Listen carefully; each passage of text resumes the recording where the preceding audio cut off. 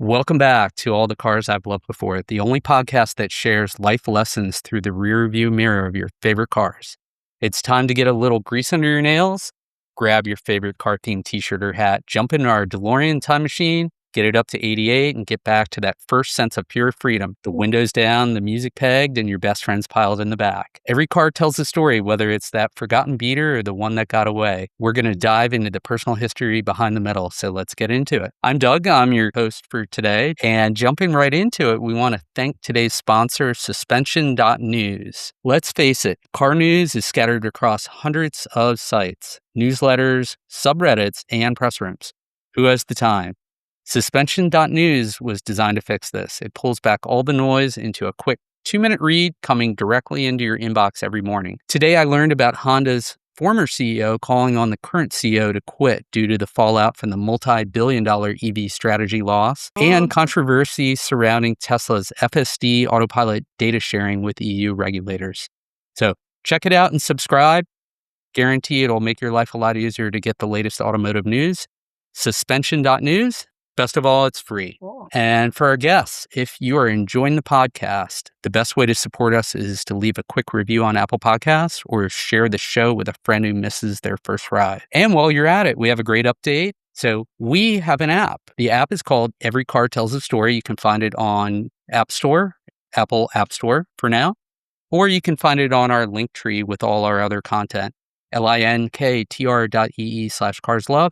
So when they say there's an app for that, you can listen to Every Car Tells a Story, to All the Cars I've Loved Before, without going through a different podcast player. Moving on, and I'm really excited about today's guest. We have found a great calling with women who love cars, motorsports, and more. And following this ever-growing segment, today's guest is a dynamic young lady who caught my eye with her rise as the founder of the Women INEOS Grenadier Club. Anastasia Kim Carpenter founded this club with the goal to empower women by providing an exciting and educational off-road experiences, creating a global sisterhood of trailblazers who defy limits. The club bridges the gap between the INEOS brand, which we're going to talk a bit about today, and female customers through overlanding events and hands-on education. And a little background about Anastasia Kim, before fully embracing her passion for the automotive world, she spent over 20 years in education, health, and fitness industries. She holds a degree in kinesiology and is a certified health and PE teacher. She is also a mother of 5 children. Check this out, ages ranging from 6 to 18. Yeah. So welcome to the show, Anastasia. Great to have you with us. Thank you, Doug. It is exciting. I'm got a lot of things in my brain I just want to talk to you about. Yeah, no, we can't wait. This show is for you, and yeah, you have a lot of stories. There are too many to be told in an hour, but We'll try.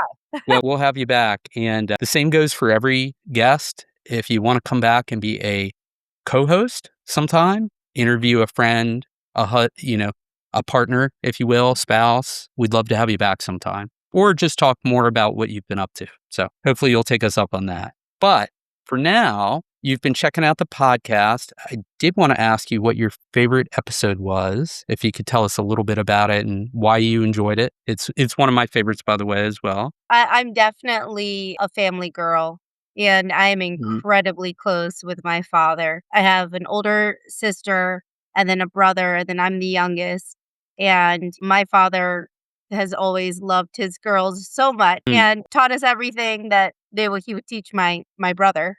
And I think the Riley and Dane show, the live one, something that really caught my attention and, to be soft like a woman, kind of pulled out and tugged at my heartstrings, was just the fact that through cars, their family was not just bonding, but it was impressive when this 16-year-old young girl was going to car shows and starting to bring her tools and starting to figure things out. And the facilitation of the relationship between, the father and the daughter, and just almost building their own legacy of sharing information, but really just spending time together and teaching. And then how that has blossomed into her own passion and capability. To me, that is just a beautiful thing to witness, because that is absolutely how I feel about my father. Fun back and forth. There's still the father-daughter piece, and there's a business there too. And I think the brother is involved as well as just some friends. Yes. And I also think that women sometimes, just sometimes, I think it's gotten much better. And I honestly wouldn't say I am like a huge feminist of any sort. I think men and women are absolutely beautiful in their own, and we both need each other in so many different ways. There are things that I don't want to do as a woman that I please ask my husband to do. So Mhm. I am very aware that women are completely capable in many ways, but sometimes there is an attitude of until maybe a woman exhibits interest, knowledge, or even just a curiosity that can even be naively ignorant, a little bit of yearning, then a lot of men are so helpful. I mean, it is incredible the guidance that they will give, the time that they will spend, the information that they will hand over.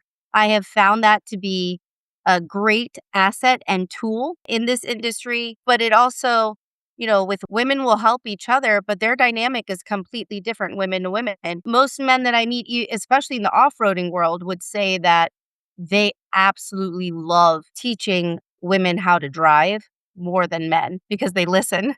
It's not as much ego driven. And at the same time, as a woman learning, you have to also have the courage to ask questions that maybe are just completely common things that you wouldn't know, but a lot of other people would know.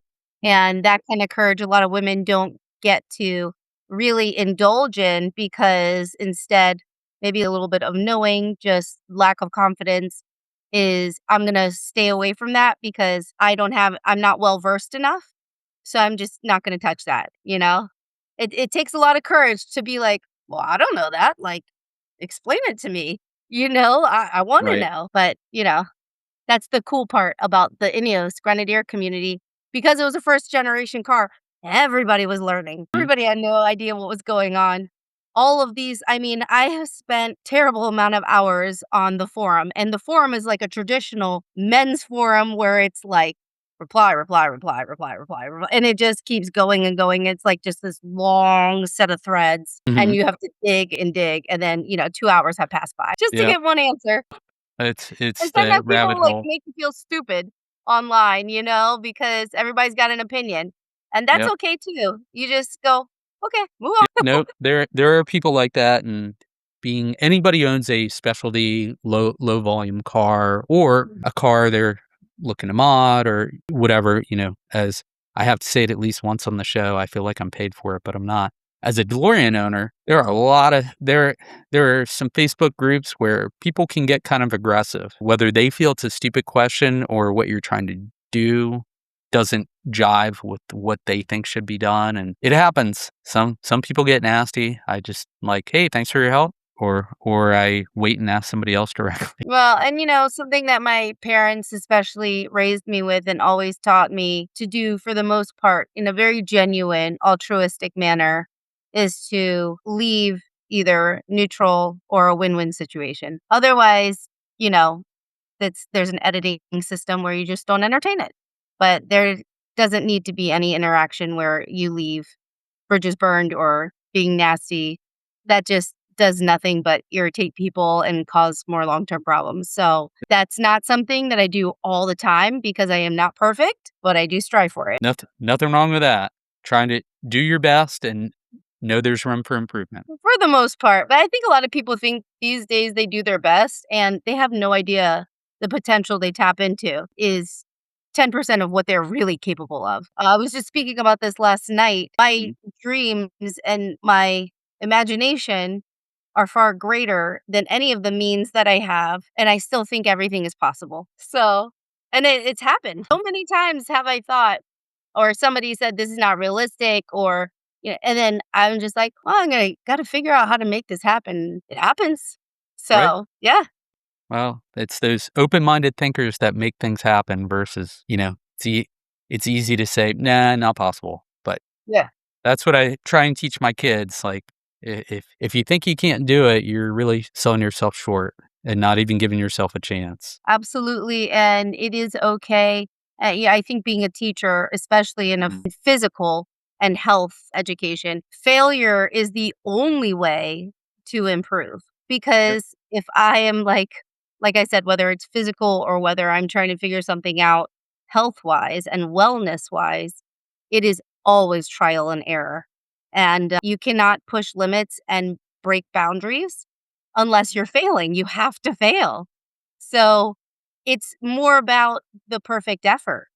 Are you putting in a perfect effort? Can you confidently say, hey, I did my best, but did you really put your best effort, your perfect effort? Maybe not. Maybe I could have come at a different angle. You know, I think society these days is not as filled with humility, maybe sometimes as they could be. And that comes from someone who can be very arrogant sometimes. So I'm not trying to say.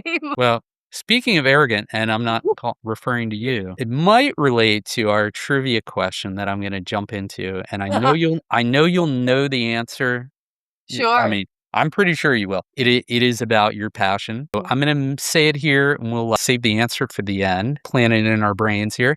So Okay. the INEOS Grenadier was built to be a rugged, modern replacement for the original Land Rover Defender. But where did founder Sir Jim Ratcliffe first conceive of the idea for this no-nonsense 4x4, and what was the very concept sketch drawn on?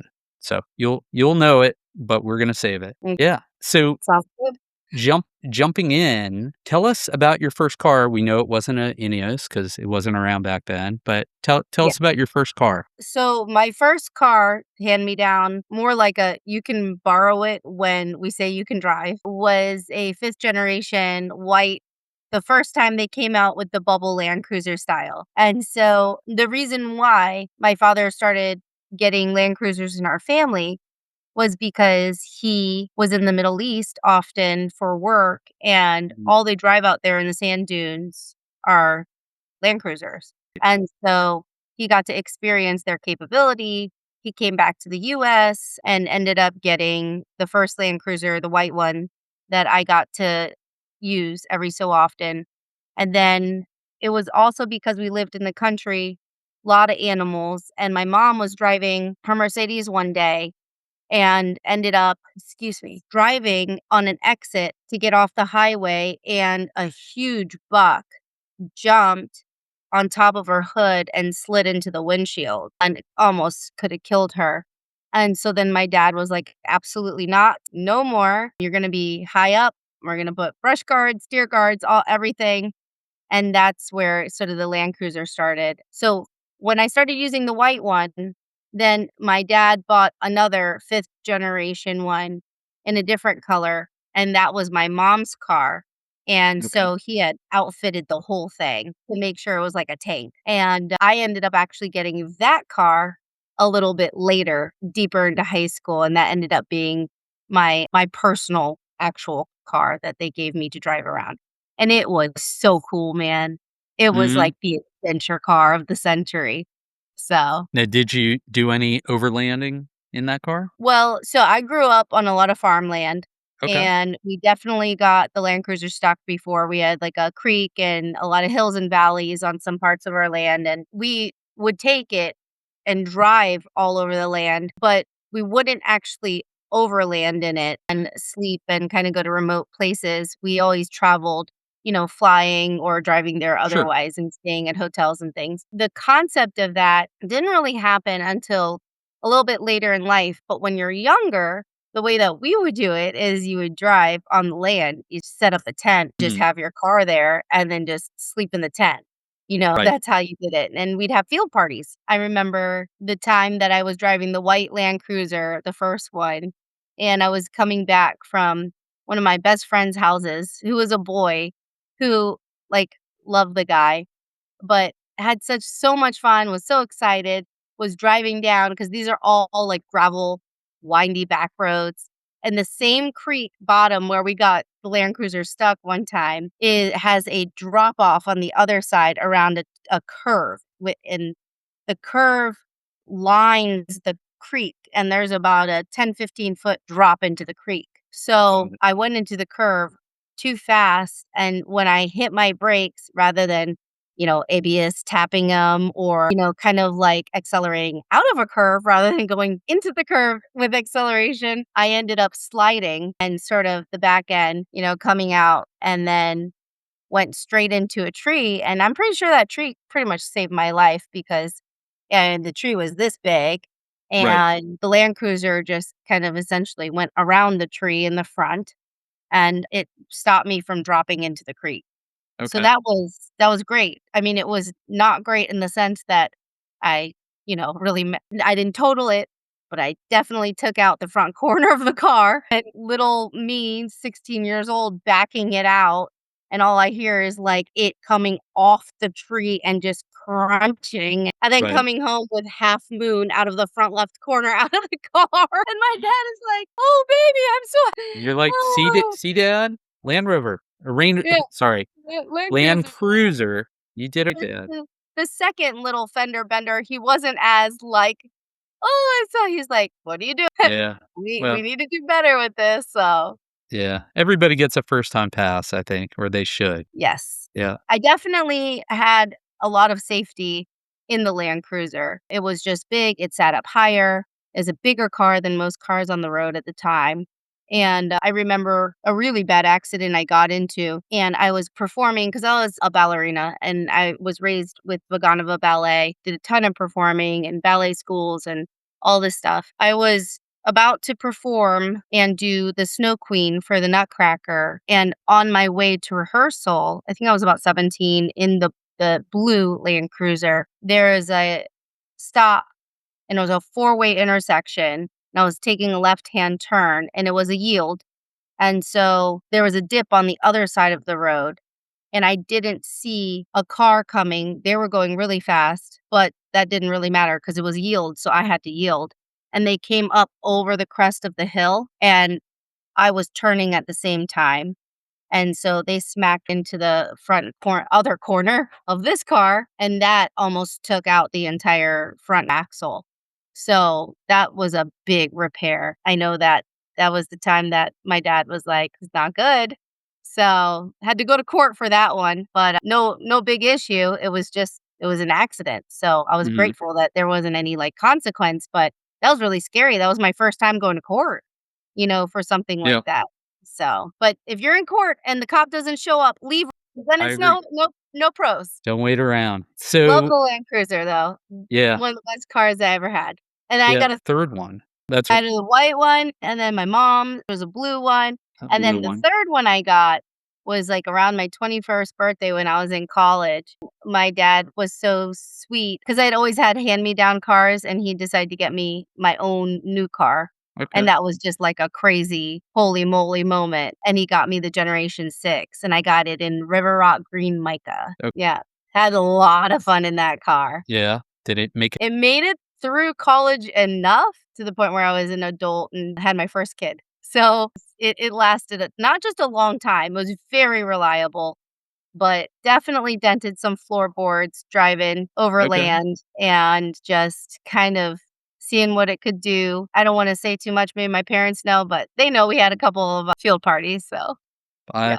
I get it. It happens. The perfect vehicle for it. It's funny growing up, Jeeps have come a long way since when I Mhm. was a teen, but, the original Wrangler, like, I think it came out in 86, 87. Like, they drove horrible, but wow, they could do anything. And you just reminded me of, we had some party at a house I lived in. The house was off in the woods, and I had this great idea to go drive the Jeep through the woods. It did pretty well. I mean, Awesome. even the paint getting scratched really wasn't like a problem.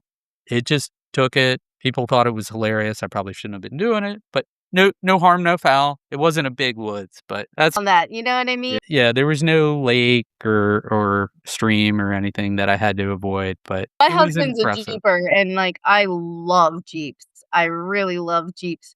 I'm just waiting to get, like, a side piece Jeep so that I can just tear through places. Because although I off-road and do a lot with the INEOS, I Mhm. cannot off-road the way that he can in his Jeep. I mean, he's got 37s and a much bigger lift and has a Mhm. lot more capabilities and has changed out his, axles and everything like that. So we get to do a lot of fun things, but sometimes we have to take a little bit of separate paths.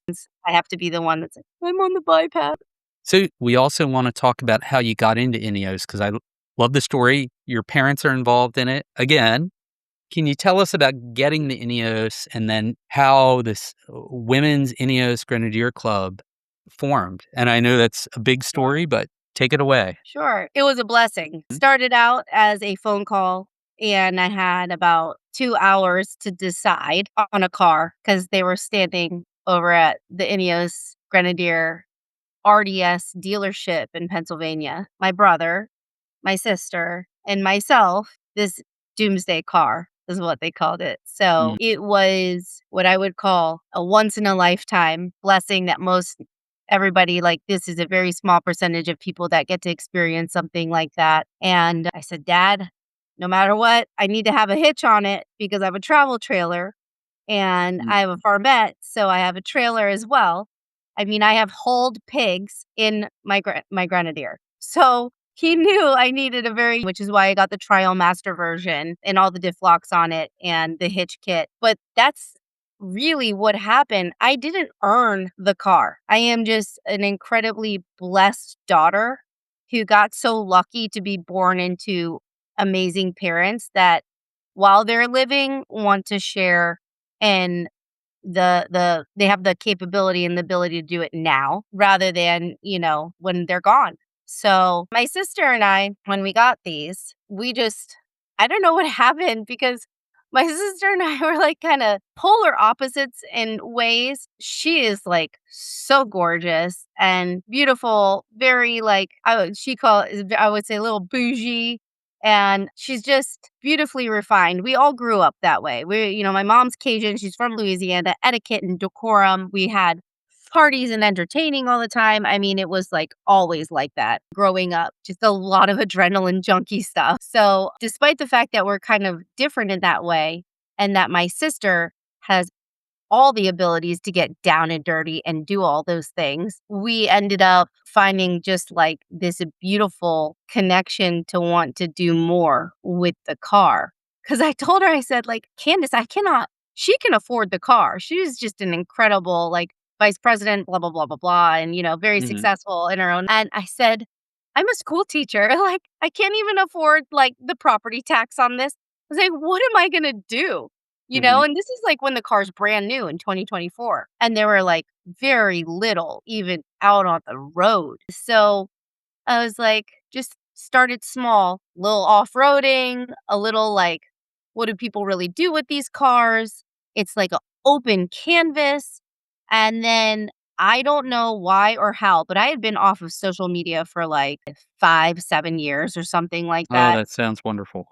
It was beautiful. It was absolutely beautiful. And then I got a hair in my booty and I was just like, hey, this car is so fun. I'm just going to start documenting sort of like this. I never really cared about cars as much. Maybe it was because I had access to them and was so blessed. I remember this one time, it was almost embarrassing. And I look back on it now as absolutely silly and unnecessary, but it hurt my feelings at the time because I was younger and probably just, more affected. And it was my dad who loves cars. He picked me up one day in my neighborhood and at my own home, and he was driving one of his really nice cars. He had a couple of Ferraris and stuff like that. And a neighbor had come out after he dropped me back off because we went out to Mm. lunch, did a little shopping, just spent father-daughter day together. And he was like, made a very snide comment about, oh, how was your daddy's day? And, did he spoil you or something like that?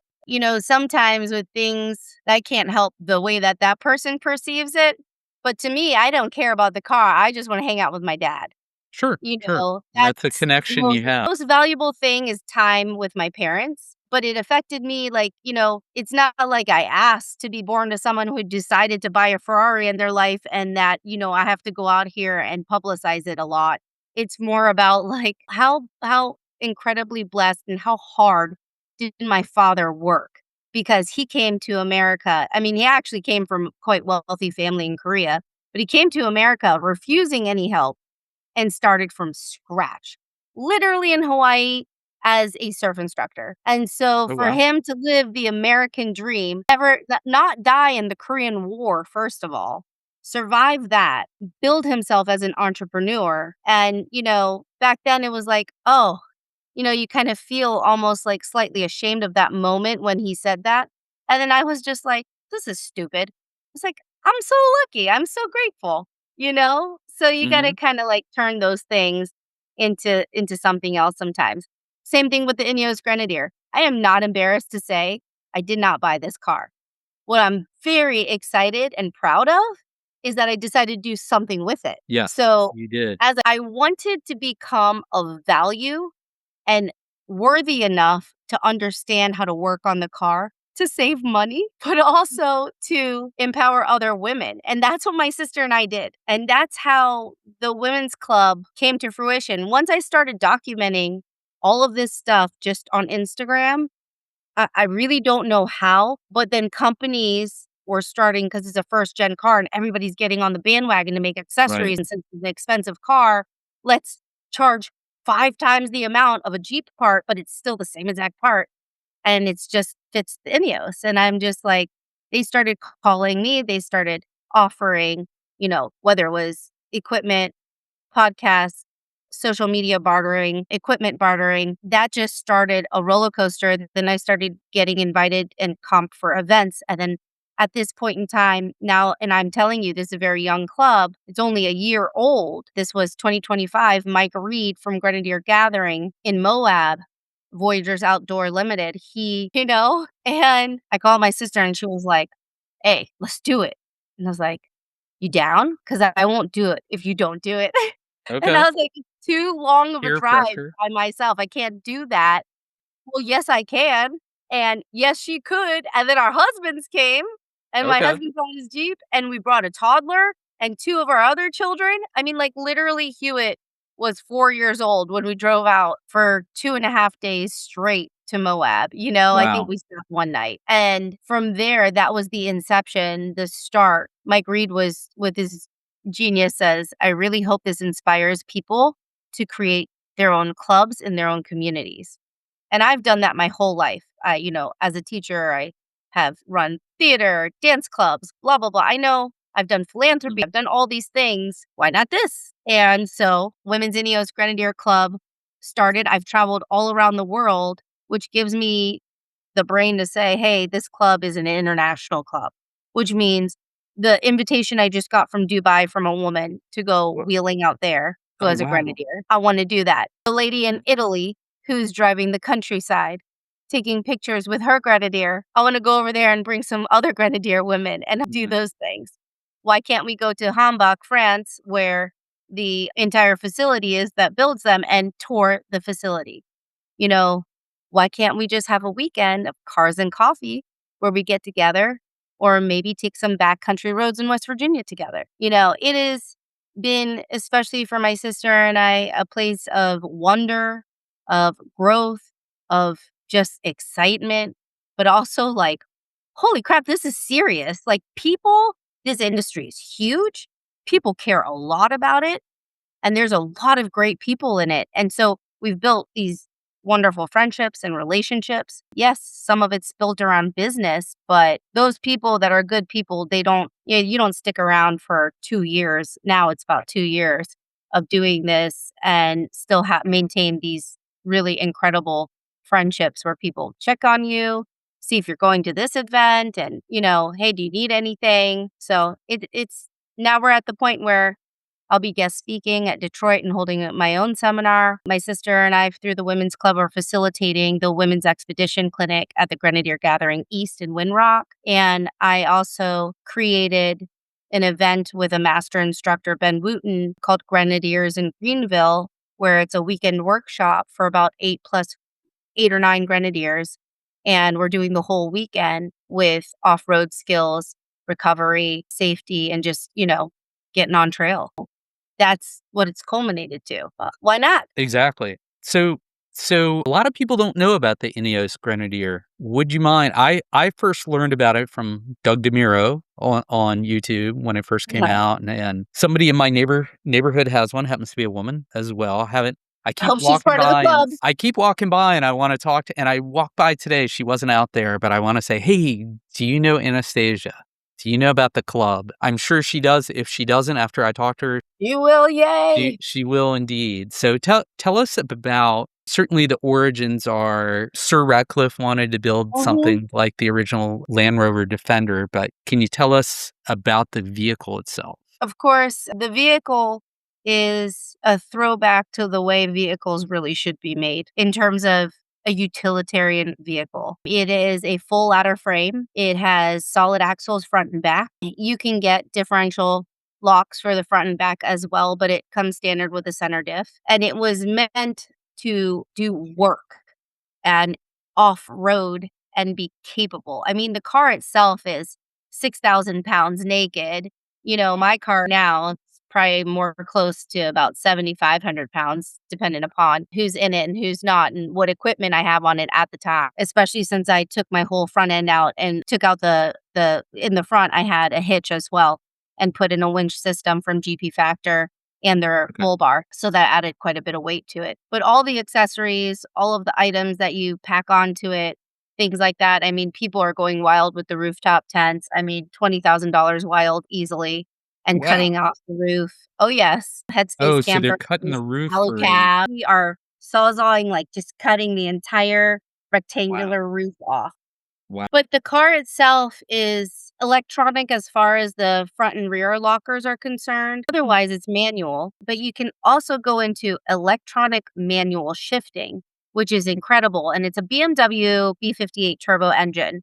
And so that engine is like a tried and true engine. And Right. so since it's been so dependable and so consistent, they kept all of that in shifting. You just tap it to left, you have your manual shifting. But the reason why that's so helpful is because if you're going down, Agreed. decline and you want Yep. to really control, especially if you're using some left and right braking, driving. And then on top of that, the way the Ineos is, it's a little quirky, but you have to really kind of become intimate with the way it feels.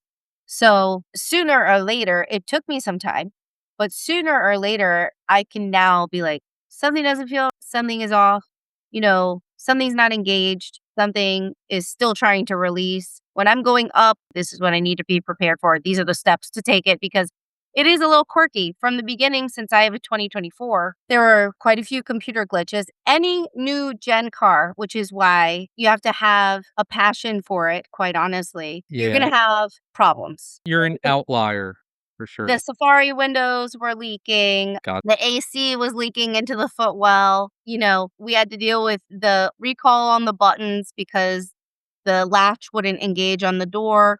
So the door would swing open if you didn't shut it all the way. The little button wouldn't pop back out, which could be super, super dangerous. Don't get me right. wrong, but they were wrong. There's recalls on cars all the time. And also, when you get into what I would call a more boutique car at the time, you're getting into things that are more persnickety. And that concept is not apparent to a lot of people when they're like, oh, this is a beautiful, aesthetically pleasing car that is cool. Well, it's also like a very capable car that is brand new and is probably going to go through some growing pains, and it might cost you more money than the hefty price tag already. And you're not buying a Mercedes. I mean, I was a Yes. somewhat early adopter on a Tesla Model 3. Like, I got one of the Uh, I really didn't have any problems with it, but I mean, Tesla had to scale tremendously to make that, besides building the car, then they have to have the service centers, then they have to have the educated people, then they have to have the repair centers. They had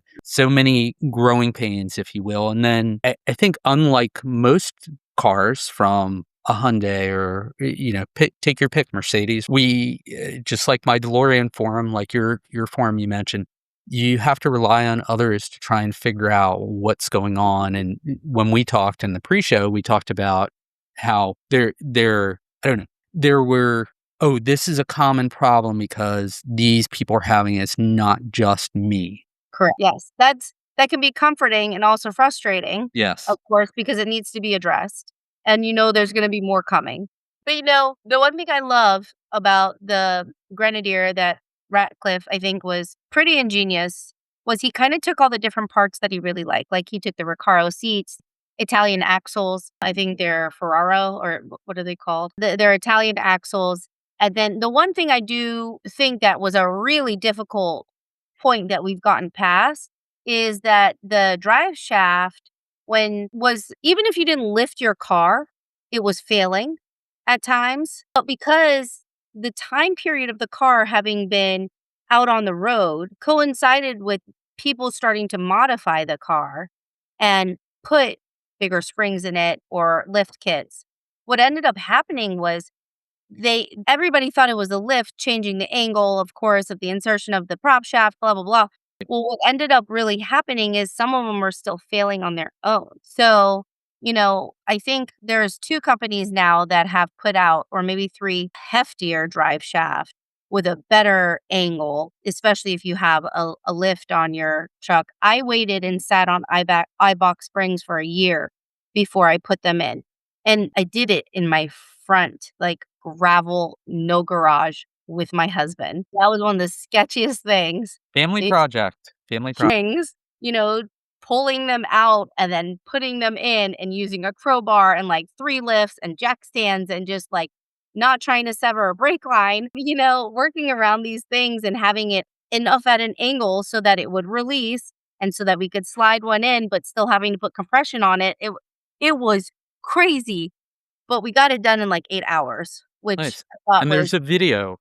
Yeah, there is. There's a couple of Yeah. So I had a social media account called Grenadier Trial Girl, and I lost, like I think I was up to around over 3,000 followers at the time, and so I had to start all over again. But I really believe in many ways God was saying, "You're spending too much time on this," because I was such a, like, no tech person. To my kids, like, "It's horrible for you. It's poisoning to have TV at home. This is why we don't have internet or cable," and Oh, then so I'm sitting awesome. here being a hypocrite with a double standard because this is exciting and fun and I'm documenting these things. And then I was getting a lot of offers and opportunities, and then I had to start weeding through them. So that happened. I think it was just a sign to say, hey, look, refocus, reprioritize. So now the club is just more Grenadier lifestyle and like the actual account, more Grenadier lifestyle and the club, and then highlighting women every so often. But it's also about being clumsy with the car and people, they look at the car. I mean, the other day someone was like, "I love your Jeep." I'm like, "Oh, that's so sweet, but it's not a Jeep. It's actually an INEOS Grenadier." And she was like, "Really? I own 2 Jeeps." And I was like, "Oh, well, let me show you." So it's become a point Right. where people can actually learn about it and it starts conversations in the community Mhm. that you build with it is new people going, "Whoa, what is this?" Right. And, through just that conversation, I've probably helped INEOS buy I don't know how many more INEOS cars. So, not to mention even my brother-in-law ended up getting one. So, in my family, we have 5 Grenadiers now. Wow. Yeah. I'm sure it gets mistaken for a Range Rover, Land Rover. And only those Range Rovers and Land Rovers and Jeeps purposely park next to it. I bet, 'cause they're curious. Yeah, and they love it. They I wanna think it's compare. wonderful.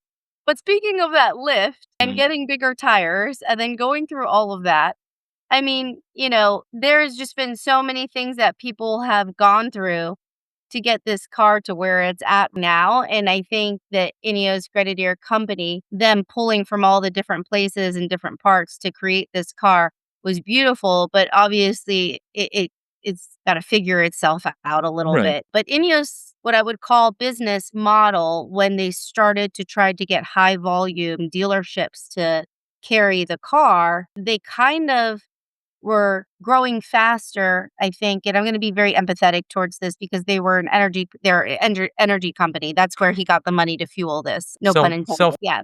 yeah. And it kind of turned of course, it's a passion project, but it Mhm. turned into something where I don't think they could keep up with the growth and stay engaged in the cult-like community that was investing in their product. And instead, they were focused more on trying to get the car sold so that the company could survive, and they just didn't Right. have enough manpower or maybe even, like, experience to like, the US, people don't understand this, like, Americans will spend ridiculous amounts of money money, money, money. You could have like any Joe Schmo walking and he could have $2 million in his garage and you wouldn't know the difference because they love to off road or they love muscle cars or they love to do side by side off roading and dune buggy roading. Yeah, any kind of awesome, anything on wheels, let's go. This American car culture of now overlanding and being outdoors. And, I mean, I could label all the different types of people that absolutely love in generalizations, but it's people who want to wander and get the heck out of Dodge. So those people spend tons of money. I mean, vans are like more expensive, Sprinter vans are more expensive than people's homes. So the industry here for a car like the INEOS that you can off-road and overland in is huge. And I don't think they realize that, but now they do. I think it's coming back full circle, and I think they're really seeing it because numbers don't lie. US is their big I bet. seller of the INEOS Grenadier. The UK, least. Yeah. What Lots of problems. do you know what the production numbers have been like? Just curious. The most recent stat I read was like last year, they only sold like 750 of them in the UK, which is really Mhm. sad. And I know that when I first bought the car, after about 6 months to a year, there were only 25,000 of them on the road in the world. Ok. But now it's a much higher number, which is kind of crazy because, this might have its own life and death. And I'm just saying, as a person who has not the company itself, I'm talking about, it's going to get saturated if it's successful. I mean, they're selling them at Costco now. They Oh, have put really? them on the rental fleets that I think Hertz Okay. carries some, which is awesome for them, like I said, in volume, but the artistic sort It's of the car, yeah, you it's know? it's it's funny you say that, like, the Model 3 saved Tesla, but I loved having one of the first ones. I love the exclusivity, and now Model Y you see everywhere. I wouldn't Everywhere. touch one just because everybody has it. Those things scare the living daylights out of me because not too long ago, my children were like, I was in the parking lot and I noticed a car moving and no one was in it. And I Oh, the grab my smart kid. summon. I'm Yeah, grabbing my kids and I'm like, "Get the hell out of the way." Like I'm in mom emergency mode. I'm gonna save him from yeah. a moving car. Somebody is doing something nefarious and I need to get the heck out of there and escape. Mom, mom, mom, mom, stop. It's okay. I'm like, what are you talking about? It's okay. No one's driving that car. It's got a mind of its own. It's gonna kill someone. And I did fine, and it just enabled me to deal with the So wait, where anxiety are you about at? traffic goes away. Where are you at about electric vehicles versus, you know, the good old fossil fuels? Well, I have 2 fossil fuel vehicles. One, is the DeLorean. The other Right. one is my 1990 Nissan 300ZX, which is about 5 plus Oh, that's a years. great car. It needs to be painted. That was my high school dream car, Cool. and both of those are stick shifts, and then I have a Tesla as my daily driver, and, yeah, I just, no maintenance. I don't like dealing with dealers. I've had very few problems with the car, really, and I don't have to deal with oil changes. It just allows me to focus on my fossil burning vehicles, which, are just for fun, and I don't drive them very much, but, Great. So you got the balance. yeah, if there was self-driving as good as Tesla's, in my opinion, in a another, non-Tesla, I would be interested, but I haven't Mm, seen one yet, and so to me, dealing with the headaches and some controversy, having right. to charge, like, it is worth it because I'm planning to actually drive down to Pensacola to see my best friend this summer, and I've never driven that far. Okay. That's like 15 hours in a regular car, so it's gonna take me a little bit longer with stops, but yeah, I have no problem sitting in it. I mean, honestly, it gets Well, like an RV, like we're about to go to Glacier in Montana. Like an mhm. RV where you have to find your stops so that you can do everything that you need to do and map Yep. it all out. It's the same thing you probably have to do with Yeah, charging up.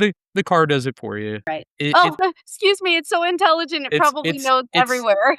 well, it's not the best at navigation. It's the best at navigating to where it needs to go, but not maybe the best ways to avoid traffic, so I got you. and I'll tell this quick joke.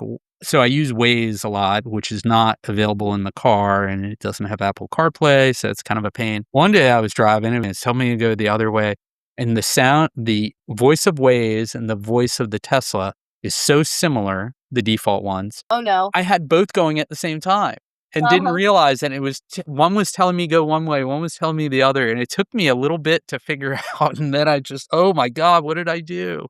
And That's hilarious. it was funny. So, it's Yeah, you probably can't, like, things poo-poo happens. yeah, It happens. it was a funny story. It couldn't just be me. Yeah.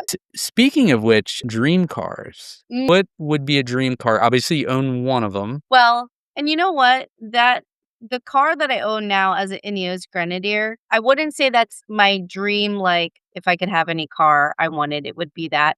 But it would be if the question was, if you wanted a car you could do anything with, you know, go anywhere, it would be the Grenadier. As far as, like, a dream car, either money's no object or, like, having 5 children that I have to fit in seats, is no object. I have 2. One would be a Cuda from back in the '70s, and then also, I really loved the first Audi convertible R8 that came out. That would be, like, one of the only high-end sort of luxury cars that I would really like I said, I've been around a lot of cars growing Yep. up, so maybe just me being a little desensitized to, like, cool cars and, expensive cars and things like that. I just wasn't as focused on those kinds of things, and I also felt like it doesn't determine, like, what kind of person you are, and you know what I mean? It's just Mhm. it's people have choices, and they get to do whatever. Some people spend it on charity, some people spend it on homes, travel, whatever floats your boat. You can't Yeah. take it with you. No, no, and I'm the kind of mother, especially with my children and my husband, we've taken them on about 85, this will be around 86 trips in the past 11 years. Yeah, Yep. So experiential. well, and that's I may not, as a teacher, make a ton of money, but I'm smart about being frugal in order to be able to travel with my children, and that's Mm, been the most important thing. But now that they're getting older, I've kind of gotten to a point where, like, my husband and I, we talk about it. I generally do at least one overlanding trip a year by myself with a group of people mhm. and a guide, Mountain State Overland, that I trust, I know, and they're way more experienced and educated than me if stuff hits the fan. So, doing that actually is giving me a lot more knowledge and confidence to be like, I want to be the guide one day to do this sort of thing and pick a Yep. cool route and, stay at different campgrounds and bring a batch of women and get into a couple of, precarious situations. Last one I went on, there was a path that we were in water all the time. And this is like west, south to north, West Virginia. And I mean, I don't know how many water crossings, and it was a creek and river. And there was one portion where the actual path was so rutted, so deeply rutted. Jason, he went first into this Tacoma. I think he has Tacoma. And I mean, just his whole truck just went sideways and just leaned and he got stuck. Like, first one. So you're like, okay, we have all these different cars and we can't let that happen every single time. It's going to become nighttime by the time we get everybody out of here. The ruts were just too messed up. A lot of those buggies that they use a lot of times, the bigger ones, they really something that I wish that people understood more was tread lightly and preservation, because Right. preserving some of those pathways, and you can get into enough fun trouble if you want, but like, at least, like I said, tread lightly, be slightly conservative about messing up the pathways. And anyways, we had to pivot, and there was an open area on the embankment that, like, literally here straight down into the river. And so that's what we did. And it was so cool, nose to the ground down the side of the embankment. And thank goodness I had been in Moab first to do nose to the sky, nose to the ground, times off camber, to the point where I was like, I'm gonna roll. It's gonna happen. No, you're not gonna roll. oh my gosh, I'm gonna roll. The car is literally at a 30-degree angle sideways. Like, it's about to tell me like any more and I'm going sideways, you know? No, you'll be fine. It's like it's sticky rock.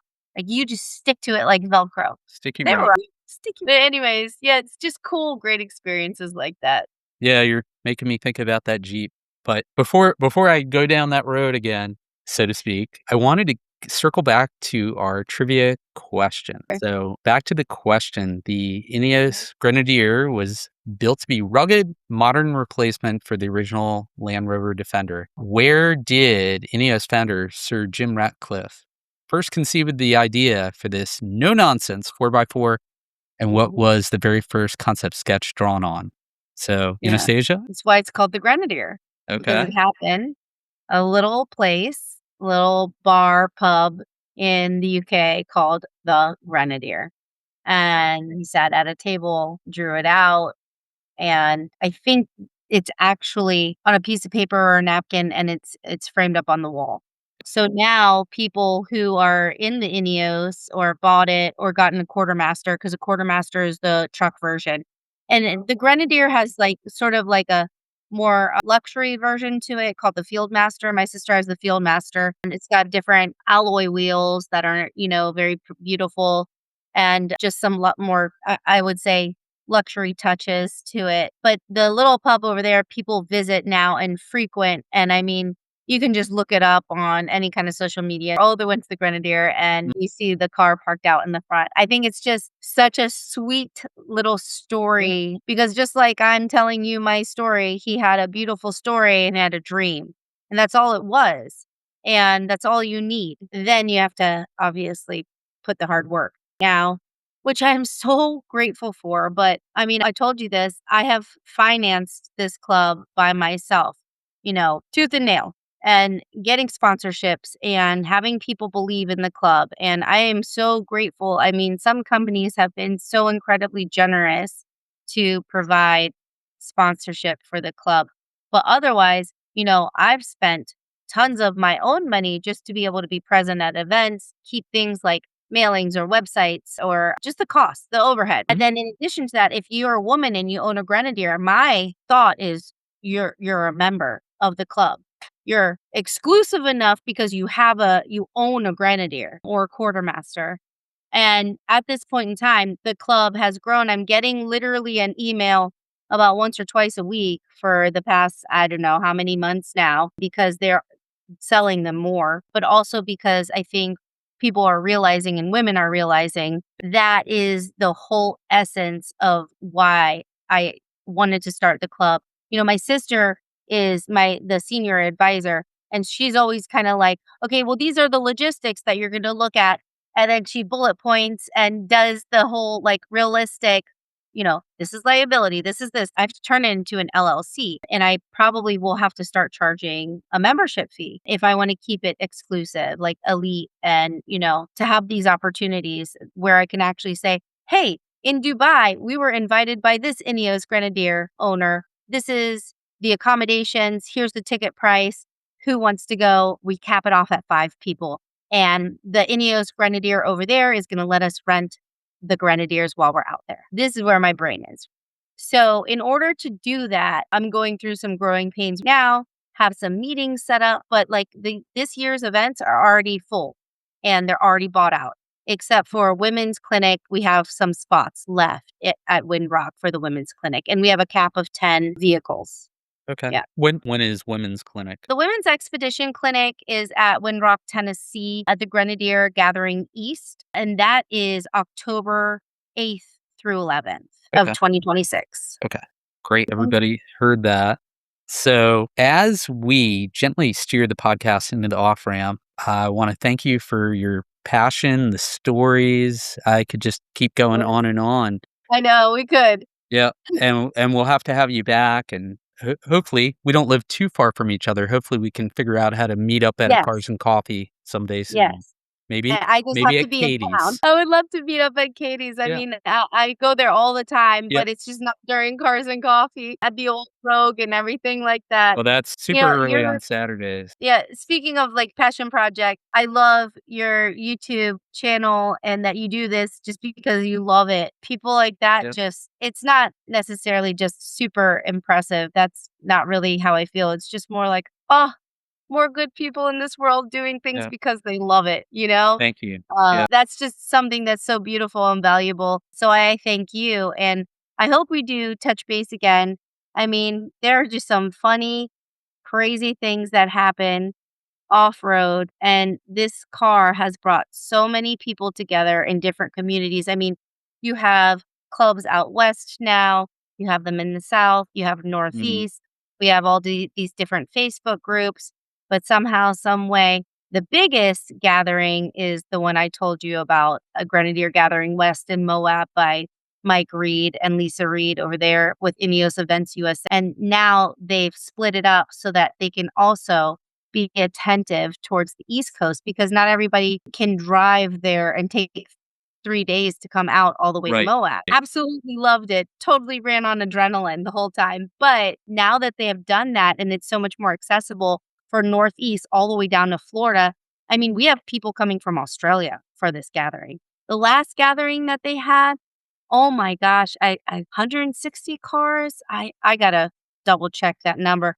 It was kind of funny because Mike Reed, who's like an extremely busy person, in the middle of it, because I couldn't go this year with school, he texts me in the middle of it and tells me the amount of cars that made it there. And I was just like, this is too cool. What a celebration. So Awesome. To be missed, yes, and right? let's go on a ride or take you on trail with it. You can, Sure. and then maybe you have to sit in the Jeep a little bit just Okay. to I'm down with that. So we'll put it in the show notes, but where can people find you online? Sure. So my Instagram account is Women's INEOS Grenadier Club. Okay. And the website is women's INEOS Grenadier Club.com. Oh, perfect. Yeah, and if you wanna find me on Facebook, we have the Women's INEOS Grenadier Facebook page worldwide on Okay. there, and then Anastasia Kim Carpenter, just look that up, friend me, and we can talk. One thing I will say about kind of connecting with people is all everybody wants to do is sit around a campfire at the end of the night and just tell stories and have fun. Just cherish that sort of climatic end to the night oftentimes, but that is where it is at. I am telling you, that's where it's at. You know, Mhm. expos, conventions, all of that stuff. It's that small group of people that love being out in nature, that are sitting around a campfire, sharing a meal, having a drink, and deciding like we're gonna share all of our life stories and crazy things that happen. Oh, That's just too cool to me. Really cherish. that sounds like that if I can make it, that'll be the best time to show up towards the end for that Yeah. evening event. Not that I wouldn't wanna come otherwise, but you're so close.